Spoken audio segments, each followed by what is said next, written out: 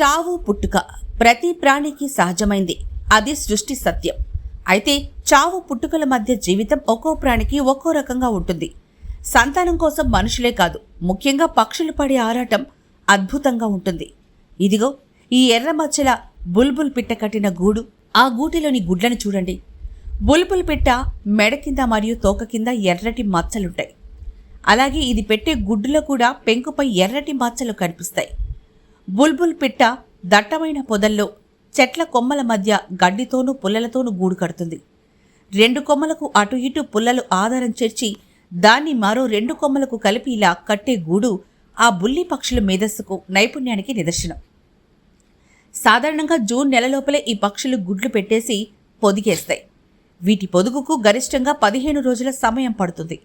విచిత్రం ఏంటంటే బుల్బుల్ పిట్ట పొదిగిన తర్వాత ఆ పిల్లలు 10 నుంచి 14 రోజుల్లోపు గూడు వదిలి సొంతంగా బ్రతకడానికి వెళ్ళిపోతాయి. బుల్బుల్ పిట్ట 10 నుంచి 12 సంవత్సరాల వరకు బ్రతకగలదు. మన దేశంలో, ముఖ్యంగా దక్షిణ భారతదేశంలోని అడవుల్లో చెట్ల పొదల్లో బుల్బుల్ పిట్టలుంటాయి. పేరుకు తగ్గట్టే వాటి కూతగాని, వాటి రూపంగాని చాలా బాగుంటాయి. ఉదయగిరి కొండల్లో, అడవుల్లో ఈ బుల్బుల్ పిట్టలు ఎక్కువగా ఉన్నాయి.